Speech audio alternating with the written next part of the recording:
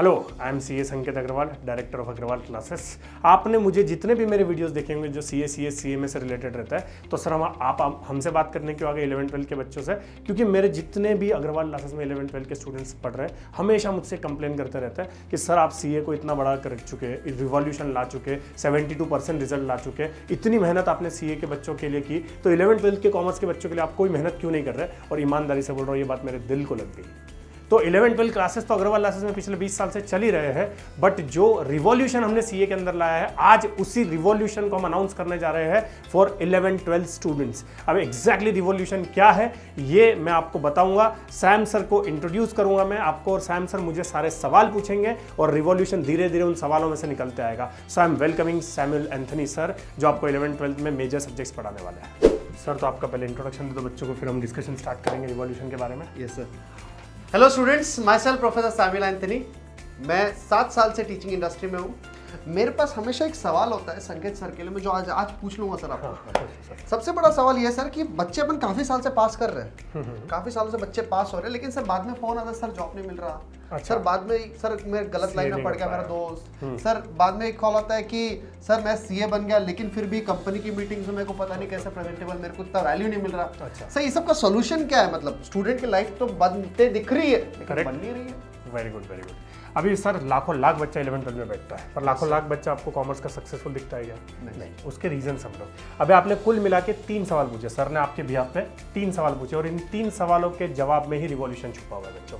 पहला सवाल आपने पूछा कि 11-12 में तो लाखों बच्चा बैठता है, बहुत बच्चा बैठता है जो सीए नहीं बन पाता है। तो अभी 11-12 के मैं हमेशा मेरी क्लास में सीए के बच्चों को बोलता हूँ कि 10th के बाद डायरेक्ट सीए करने आते तो मैं जल्दी सीए बना देता। 11-12 में क्या होता है कि रट के या बस अभी एग्जाम में ज्यादा मार्क्स लाना है। पेरेंट्स का भी क्या प्रेशर है, एग्जाम में ज्यादा मार्क्स लाना है। तो 10 सवाल रट के जाएंगे, उसमें से एक सवाल आएगा, उसको कोई मतलब नहीं कि कॉन्सेप्ट क्या है, उसको रटना है। तो वो जब 11-12 पढ़ता है तो दिमाग में 11-12 रखता है। बट मुझे एक बात बताओ, क्या कोई बच्चा 12th पास करने के लिए 11-12 पढ़ रहा है कि आगे का करियर बनाने के लिए 11-12? आगे का करियर। तो ये जो परसेप्शन है बदलना पड़ेगा कि हमको 11-12 में ज्यादा मार्क्स नहीं लाने हैं। आएंगे 11-12 में ज्यादा मार्क्स आएंगे, बट 11-12 में ज्यादा मार्क्स लाना is not the only target, is not the only target. क्या आगे सीए बनना, सीएस बनना, सीए में बनना इज ऑल्सो द टारगेट। इस पॉइंट ऑफ व्यू से मेरी हर एक फैकल्टी आपको पढ़ाएगी। Let it be Samuel Anthony sir जो आपके सामने खड़े हैं, let it be Gawane sir जो आपको अकाउंट्स पढ़ाने वाले हैं। तो वो सब लोगों को मैंने बहुत अच्छे से बताया कि आपको किस पॉइंट ऑफ व्यू से पढ़ाना है कि मेरे पास जब बच्चा सीए करने आए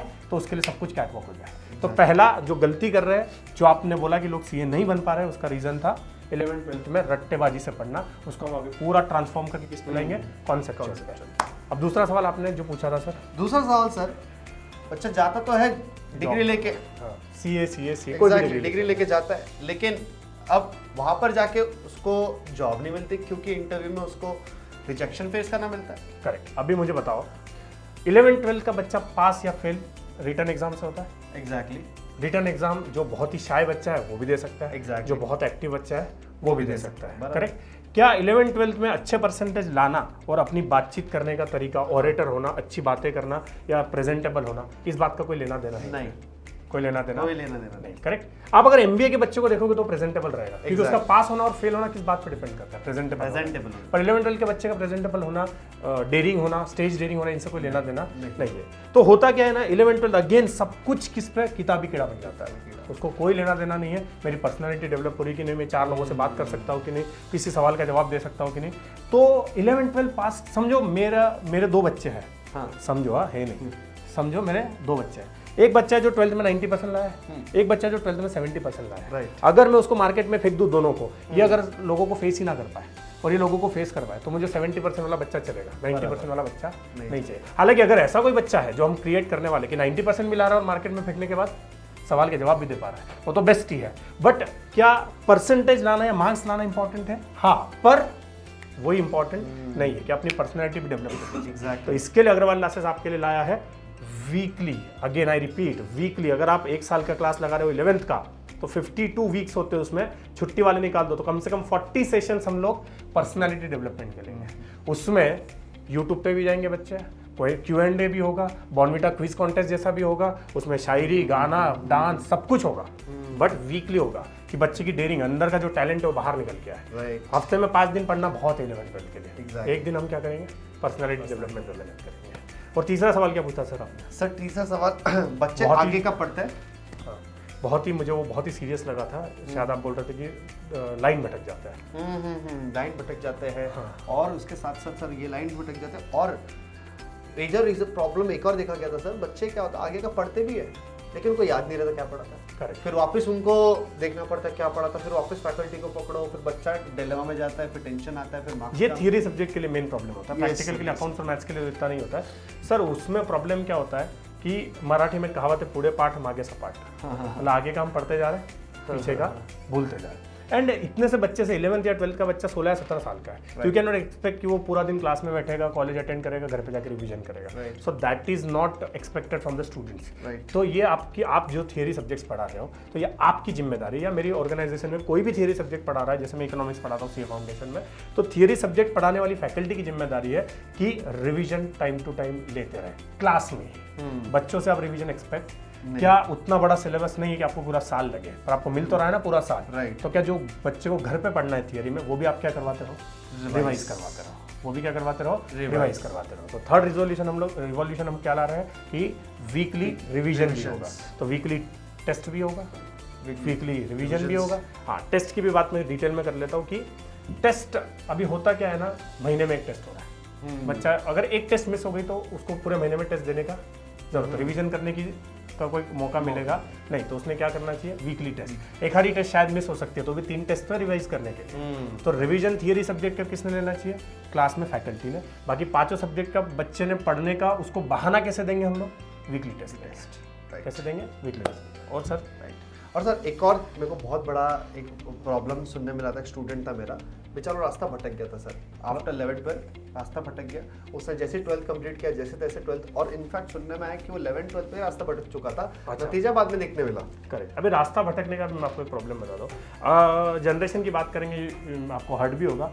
अपनी जनरेशन में हम लोग नहीं उतना रास्ता नहीं भटकते थे। अगर 100 में से 70 भटकते होंगे तो आज 100 में से 30 भटकते होंगे तो आज 100 में से 70 भटक रहे हैं। उसका रीज़न क्या है? आप ईमानदारी से बताओ, आप दुनिया में सबसे ज़्यादा किससे डरते थे? डैडी से। करेक्ट। मे बी मेरे डैडी से। लड़कियाँ उनकी मम्मी से डरती है। तो कहीं ना कहीं अभी जो हो गया है कि 10th तक तो बच्चा डिसिप्लिन में रहता है, क्योंकि पेरेंट्स का इंटरेक्शन उनके साथ होते रहता है। टीचर के साथ भी होते रहता है। 11th के बाद बच्चा अपने आप को समझने लगता है अपने आप का बाप।